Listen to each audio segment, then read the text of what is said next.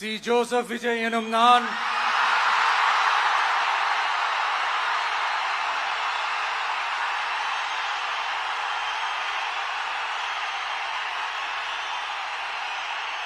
சட்டப்படி அமைக்கப்பெற்ற இந்திய அரசியல் அமைப்பின்பால் உண்மையான நம்பிக்கையும் மாறா பற்றும் கொண்டிருப்பேன் என்றும்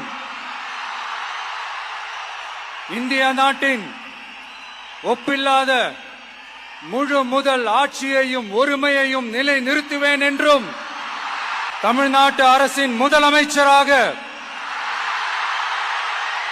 உண்மையாகவும் உளச்சான்றின்படியும் என் கடமைகளை நிறைவேற்றுவேன் என்றும்